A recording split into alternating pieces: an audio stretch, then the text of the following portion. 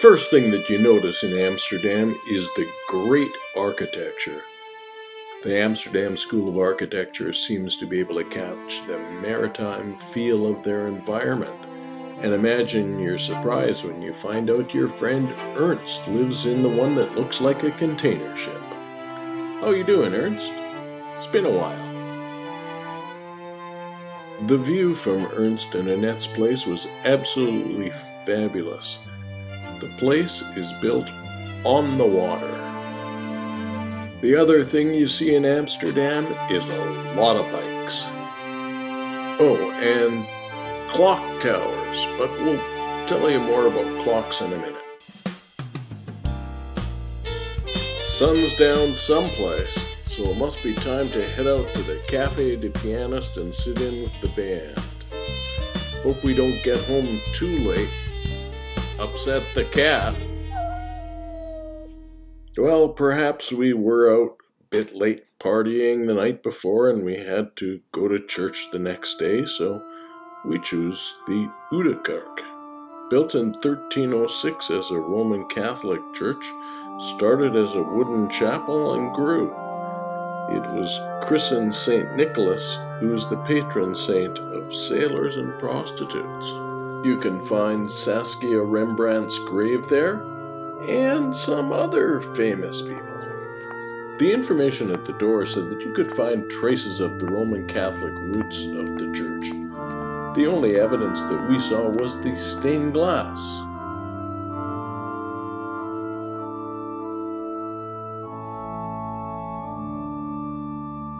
The more modern red stained glass window is by the Venetian artist Giorgio Callo.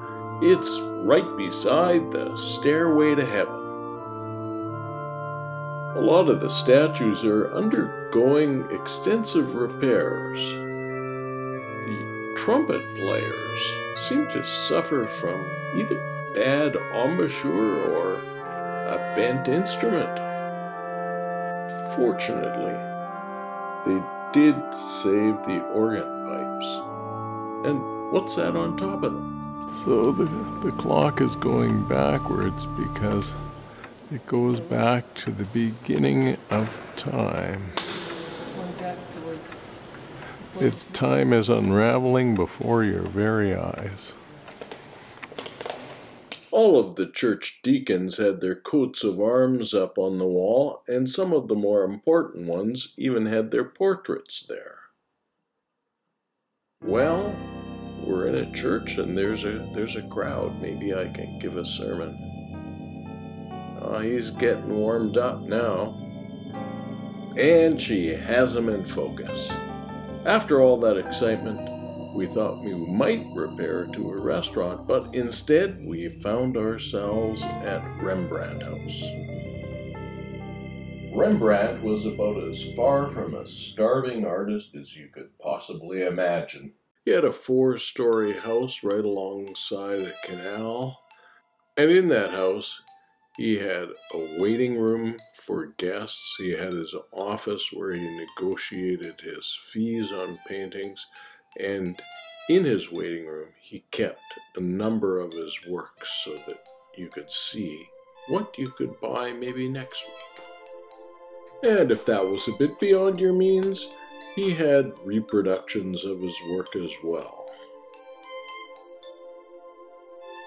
He also had students, and their work adorned his walls as well, in particularly this portrait of his wife Saskia.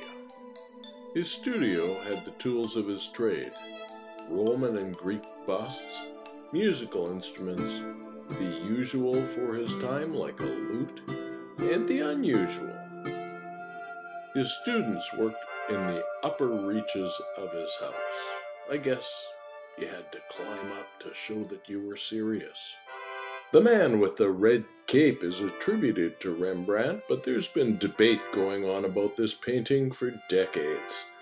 To determine the origin of the real artist, they have a laboratory in the Rembrandt Museum where they can show you how to draw a picture of Saskia, as long as your camera doesn't add a special effect to it.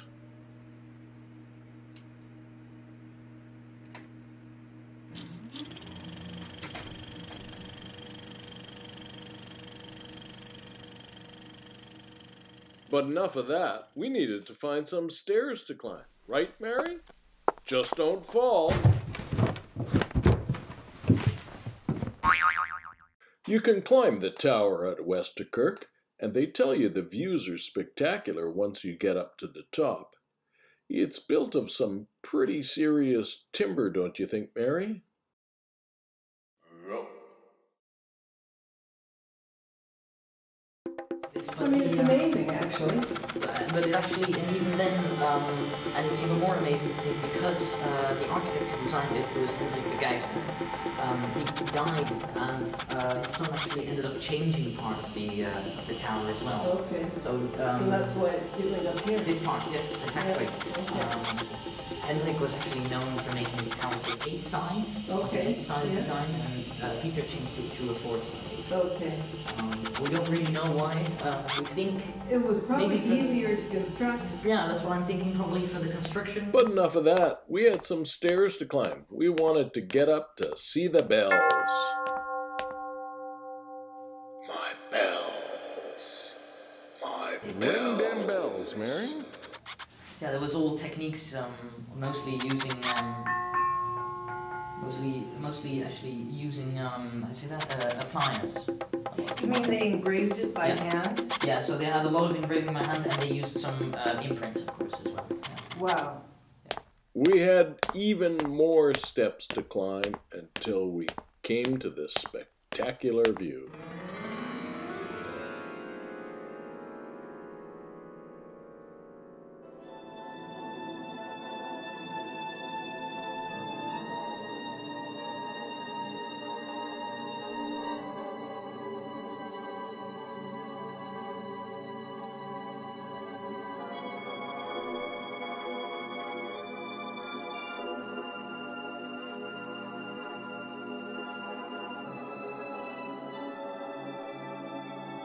Yes, Dorothy, you're in Kansas.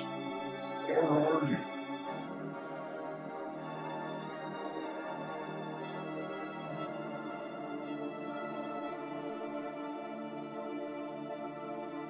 We had an endless trek to the Torch Gallery, which turned out to be pretty much a bust, so Mary suggested a ferry ride instead. It's part of your bus fare, so we joined up with the people waiting at Central Station. In Amsterdam, there's a lot of traffic on the canals and the rivers. You see a lot of different kinds of boats, some of which didn't work out so well if they were Russian submarines. And then there's the Botel. This guy looked like he was considering a luxury room, but we just decided we'd head right back. And on the way back, we got to see the building crane, views of buildings including Ernst and Annette's from different angles, their neighbors, the comedy shop, and the police station and the Justice building, and that building that seems to just be hanging in the air somehow. Well, it was time to get back and see some more bikes. Just how do they get the bikes down from those double-decker bike racks?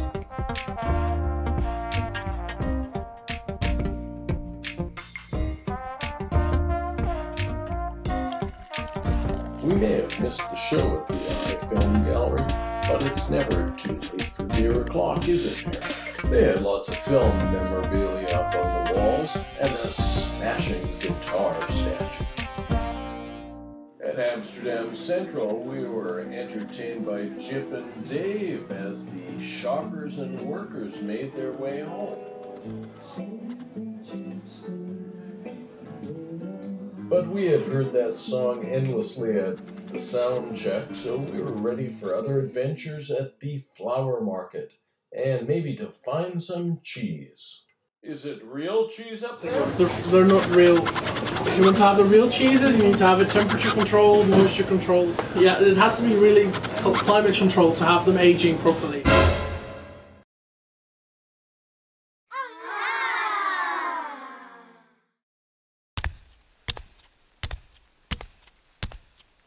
But enough of that. Let's go downstairs and try the cheese. How is it, Mary? They had lots of different varieties to try. A few more, maybe, Mary? After the cheese adventure, we thought we'd try our luck at enrolling in one of the fine institutions of higher learning in Amsterdam. We made our way down to Dam Square when we were denied admission because of our lack of Dutch. We saw the Royal Palace, and then it was time for another free ferry boat ride. Where are we going, Mary? Here we are in the NDSM district of Amsterdam. I believe that the N stands for north, but my Dutch is a little bit sketchy these days. It's the place where all the artists came and they, what's the word I'm looking for? They squatted. Yes, they squatted. And they thought they would contribute to the general tone of the neighborhood by creating all of this art all over the place. And so here's a little art show. I don't think that this is a really popular tourist destination, but one never knows. Dawn, this is Sexy Land. It says so right there. Wow.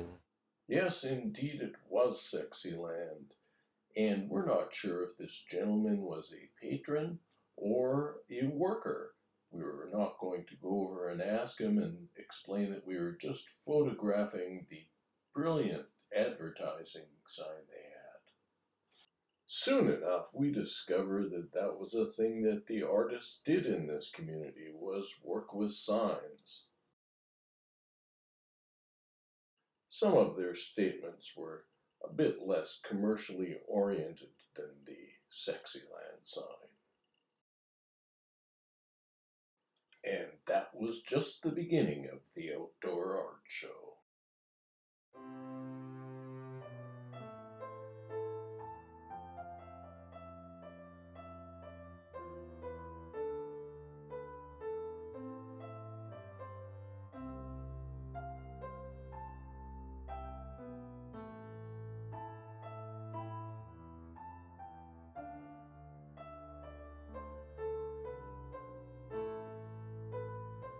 As with all things that are cool, they eventually get gentrified, and now you don't have to camp out on the Russian submarine in the harbor. You can stay at the Hilton, and if the Hilton is not quite your style, there's an Airbnb in the crane overlooking it. And then there's always the Botel, nice and close to Sexy Land. Does being around all this art change people? Might also confront you with the thoughts you normally suppress. Suddenly you realize that you are in love with a friend, or that you actually want a divorce. As a more subtle alternative, you could dissolve the piece of paper in a bit of water and take every 3 or 4 days a single drop. It will make you a more cheerful person, more creative. It's easier to find solutions to everyday problems.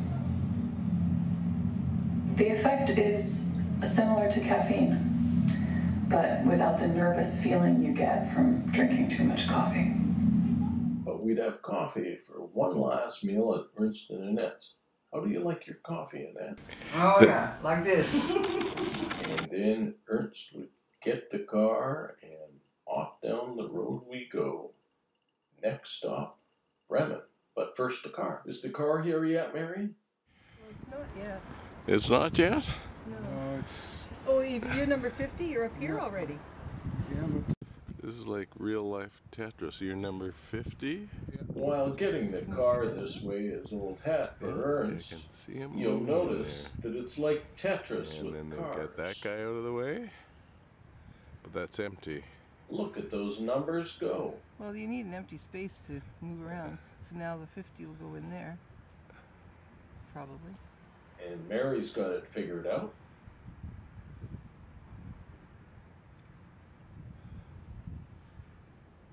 Getting close.